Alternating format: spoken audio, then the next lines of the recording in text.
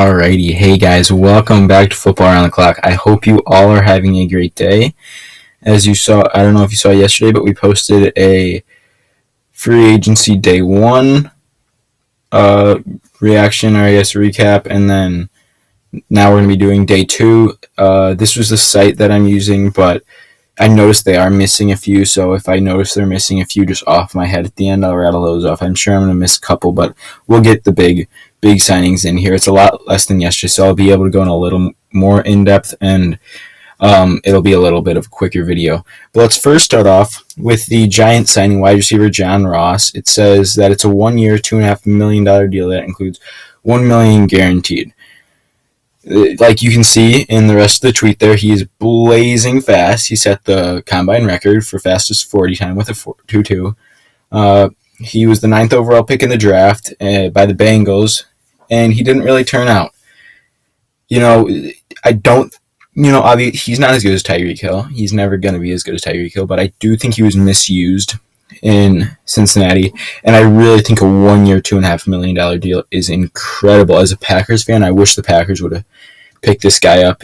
He could be a real speed threat for only $2.5 million. That's a steal for the Giants. A really good signing by them, and one of my favorite signings this entire offseason, if not my favorite so far. Without going over the ones that we're about to go over, so let's move on to the Jaguars signing cornerback Shaquill Griffin, who signed a 3-year, $40 million contract with the Jaguars. $24.5 million of that is fully guaranteed, and you can see here the cap hit is more towards the end of the deal, with $5.875 million being in the first year, $16.5 in the second year, and $17.5 in the third year. So yeah, that's the Shaquill Griffin deal. I think Shaquill Griffin's a very good cornerback, and this is probably around what I was expecting him to sign for. It might have been a slight overpay by the Jaguars, but I think if you're going to overpay for a position, cornerback's a very good spot to do that. It's a very important position, and it's hard to find good corners. So $13 million a year is a little more than I maybe expected, but it's okay, especially for a team like the Jaguars who have a lot of cap space. So good, solid signing for the Jaguars. Next, we'll go with the Giants re-signing defensive lineman Leonard Williams, who receives the fourth most guaranteed money in Giants history with $45 million. It doesn't say the contract details here. I know they're out. Let me see if I can pull it up here. But I know it was a lot of money, and it was, in my opinion, overpaid. He's a great defensive end, but I just don't think he's worth that kind of big money. Let's see. 3-year, $63 million deal. So that's $21 million a year.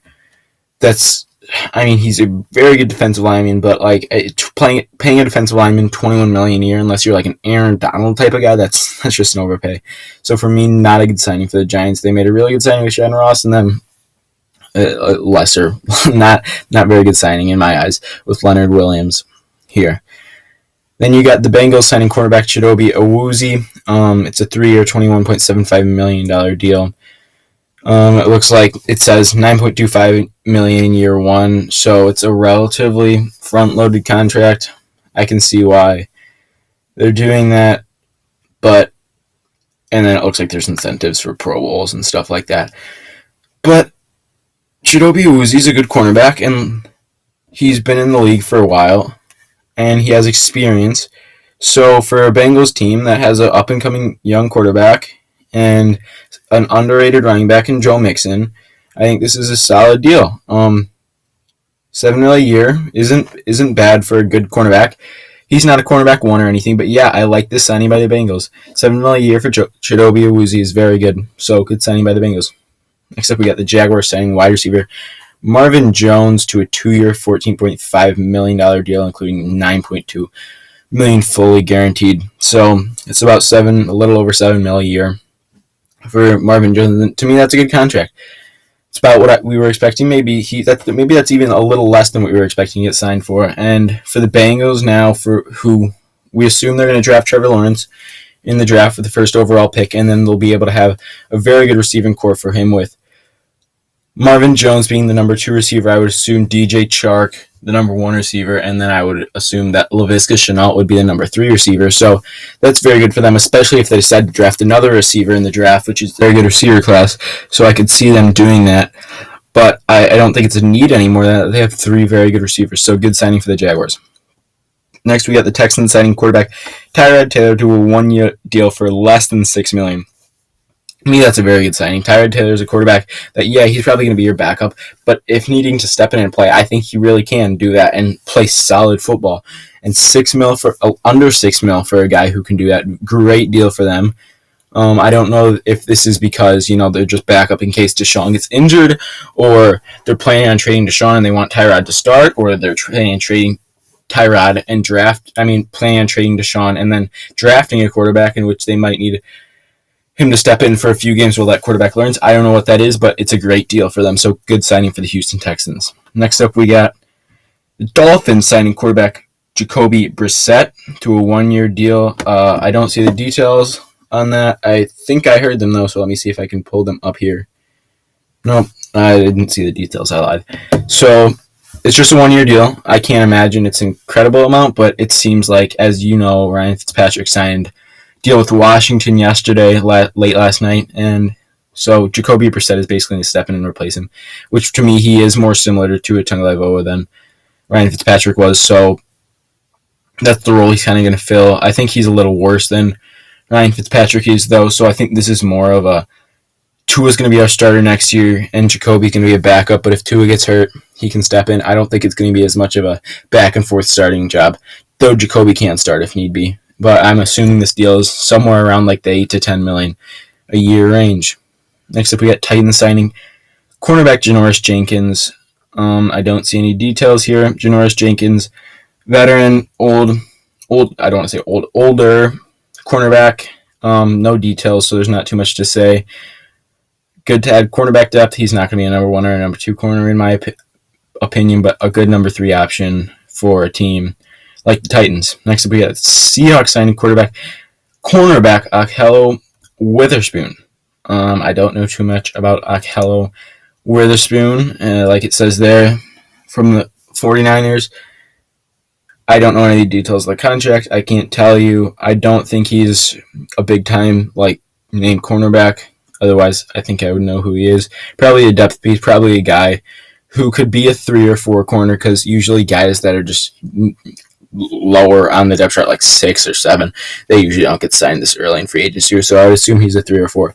But no offense, but I don't really care about this signing. But there are 2 signings just off the top of my head, that I noticed that this site is missing. And first, it's the Bills signing Emmanuel Sanders.